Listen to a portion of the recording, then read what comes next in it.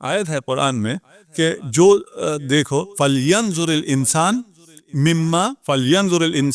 مما یاکل، کہ انسان دیکھے وہ کیا کھا رہا ہے۔ امام جعفر صادق علیہ الصلوۃ والسلام، اس آیت کے بارے میں سوال ہوا تو امام نے فرمایا انسان کو دیکھنا چاہیے کہ وہ کس سے علم حاصل کر رہا ہے، کہاں سے علم حاصل کر رہا ہے، کہاں سے معلومات حاصل کر رہا ہے۔ ہم نے کبھی دیکھا ہے فلاں ڈرامہ ہم نے دیکھنا شروع کیا، سیریل دیکھنا شروع کر دیا، فلاں فلم ہم نے دیکھنا شروع کر دیے، فلاں سپورٹس ہم نے دیکھنا شروع کر دیا۔ کیوں دیکھ رہے ہو؟ اس کو بنانے والوں نے یہ سیریل کیوں بنائی ہے؟ کوئی پتہ نہیں۔ اس میں سے اس کو دیکھ رہے ہو، اس کو نہیں دیکھ رہے ہو، کیوں اس کو دیکھ رہے ہو؟ اس میں فلاں سیلیبریٹی ہے، وہ جو کچھ کرے اس کو میں نے دیکھنا ہے۔ کوئی عاقل انسان اس جواب سے راضی ہوگا؟ اگر کوئی تھوڑی دیر بیٹھ کے سوچے کہ میں اس کو اس لیے دیکھ رہا ہوں کہ اس میں فلاں سیلیبریٹی ہے، اس سیلیبریٹی کے ذریعے کون کیا آپ کو کھلانا چاہ رہا ہے، کیا غذا، روحی غذا، یہ تھاٹس جو آپ کے پاس جا رہے ہیں، یہ جو کچھ آپ دیکھتے ہیں یہ تھاٹس ہیں نا، یہ غذا ہے۔ اس غذا کو ہم کیوں نہیں دیکھتے کہ ہمیں یہ غذا دینے والا کون ہے، اس کو پکانے والا کون ہے، اس کی انگریڈینٹس کیا ہیں، اس کا ہمارے روح پر، روان پر، جسم پر، جان پر کیا اثر ہوگا، یہ کیوں نہ دیکھیں؟ اب پوچھتے ہیں حلال ہے یا حرام ہے؟ حلال حرام بات کی بات ہے، یہاں حلال حرام نہیں آ رہی ہے۔ میں نے پہلے مجلس میں عرض کیا تھا، اگر کوئی آپ کو مجالس کی کلپس بھی فارورڈ کر رہا ہے، فضائل ہی فارورڈ کر رہا ہے، نوح ہی فارورڈ کر رہا ہے، وہ آپ کو حیوان سمجھتا ہے، وہ آپ کو انسان سمجھتا ہی اس لیے کہ بھئی مجھے فیصلہ کرنا ہے کہ میں نے کس وقت کیا دیکھنا ہے، مجھے فیصلہ کرنا ہے مجھے کس وقت کیا سوچنا ہے۔ وہ فیصلہ یا میں کر سکتا ہوں یا میرا رب کر سکتا ہے۔ میرا رب کہہ سکتا ہے کہ تم نے فلاں نماز میں فلاں ذکر کرنا ہے، فلاں سورہ پڑھنی ہے، فلاں آیت پڑھنی ہے، یہ رب کہہ سکتا ہے کہ اس ٹائم پر نماز پڑھو، نماز میں یہ چیزیں پڑھو۔ وہ کیوں کہتا ہے وہ رب جانتا ہے۔ اور سورہ حمد اگر ہم سمجھ لیں، نماز میں روزانہ پڑھتے ہیں، اور سورہ حمد ہم میں سے بہت سے لوگوں کی قرات تک بھی صحیح نہیں ہوتی، روزانہ پڑھتے ہیں، یار روزانہ جو چیز پڑھی جا رہی ہے اس کی قرات کو صحیح کرنے میں کتنا سا وقت لگتا ہے۔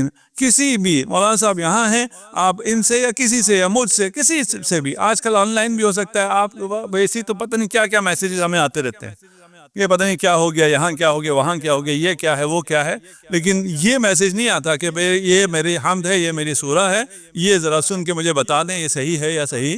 ساری زندگی پڑھتے رہنا ہے، اس کو صحیح ادا کرنے کی ہمیں کوئی فکر ہی۔ اس کے بعد اس میں کیا ہے، یہ جو اتنا ہمیں کہا گیا ہے، یہ فاتحۃ الکتاب ہے اور ہر نماز میں ہے، یہ بہت اہم ہوگا نا، اس میں بہت اہم میسج ہوگا، کوئی عام میسج تو اس میں نہیں ہوگا۔ تو اس اہم ترین میسج کو میں سمجھوں یا نہ سمجھوں، اس پر میں غور و فکر کروں یا نہ کروں، اس میں خدا اپنا تعارف جو رحمان اور رحیم سے کر رہا ہے، بسم اللہ الرحمن الرحیم ہے، اس کے بعد سورہ حمد میں پھر رحمان الرحیم کہہ رہا ہے، یہ 4 دفعہ رحمان الرحیم کہہ کے کیا کرنا چاہ رہا ہے، مجھے کیا سمجھانا چاہ رہا ہے، میرے دل میں کون سی رحمت، کون سی محبت ڈالنا چاہ رہا ہے، جس کی طرف میں بالکل غافل ہوں، میں سوچتا ہی مجھے پتہ بھی نہیں چلتا یہ رحمان کا مطلب کیا ہے، رحیم کا مطلب کیا ہے، ایک عادت بن گئی ہے، اس کو تلفظ کرتے ہیں۔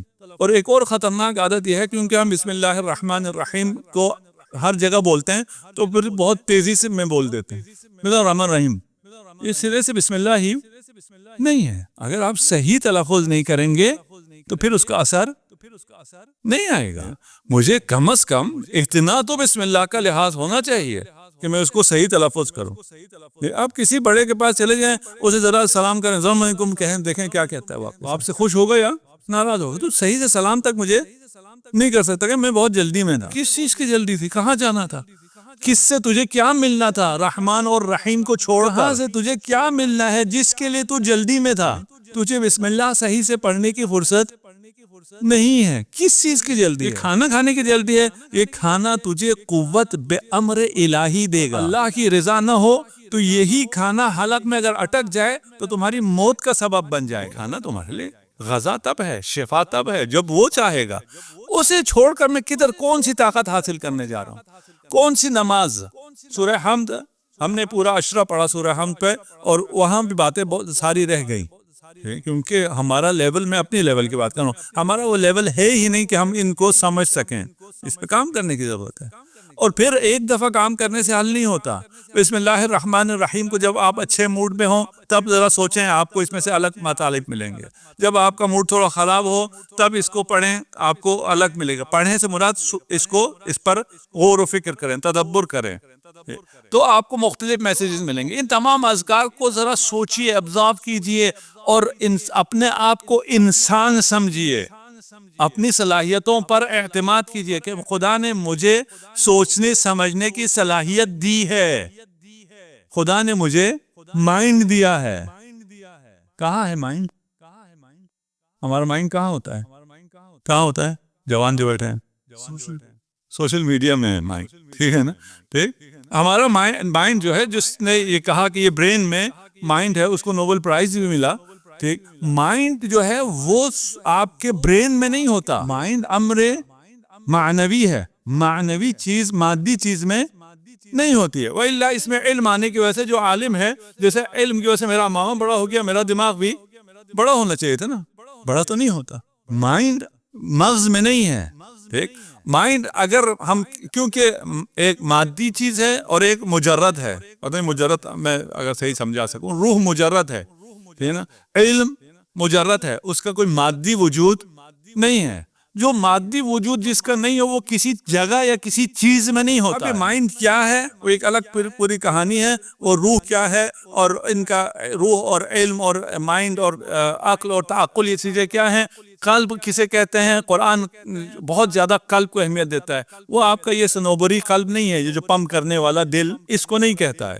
ٹھیک، اس کی کیا حقیقت ہے پھر یہ طویل داستان ہے. انشاءاللہ پھر کبھی اس پہ گفتگو کریں گے. صلوات پڑھ جائے محمد. 3 دنوں کا اگر ہم خلاصہ کریں تو خلاصہ یہ ہے کہ ہمیں خدا نے متفکر، ناطق خلق کیا ہے. ہمیں سوچنا سمجھنا ہے. سوچے سمجھے بغیر، تفکر تعقل تدبر کیے بغیر اگر کوئی عمل کرتے چلے جائیں تو اس عمل کا، میں نہیں کہتا فائدہ نہیں ہے نا. ایک بیچارہ شخص ہے جس میں سوچنے سمجھنے کی صلاحیت ہی اس سے زیادہ نہیں ہے، اس کو عمل کا فائدہ ہوگا. لیکن جو سوچنے سمجھنے کی صلاحیت رکھتا ہے وہ سوچے سمجھے نیت کیے بغیر عمل کرتا چلا جائے، اس عمل کا فائدہ نہیں ہے. عمل کے پیچھے نیت چاہیے، نیت کے پیچھے آپ کے عقائد چاہیے، آپ کے تھاٹ پروسیس پورا ہونا چاہیے. آپ کو پتہ ہونا چاہیے یہ جو چیزیں میں زبان پہ لا رہا ہوں اس کے معانی کیا ہیں. میں خدا کو خدا کیوں کہہ رہا ہوں، مجھے تو پتہ ہونا چاہیے. وہ رب ہے، اس کا معنی مجھے پتہ ہونا چاہیے. جیسے میں نے کہا نا، لا حول ولا قوت سے حل ہو جاتا ہے. اگر ایک رب کا مطلب سمجھ لیں، آپ کے سارے مسائل حل ہو جاتے ہیں. تمام چیزیں ایسی ہیں، یہ انٹرلنک بھی ہیں. ایسا نہیں ہے ایک کانسیپٹ کلیئر ہو جائے تو دوسرا کلیئر نہیں ہوگا. یہ سارے بہت آسان ہیں، آسان بہت ہیں. سب سے مزے کی بات ہے کہ سب سے زیادہ آسان ہے.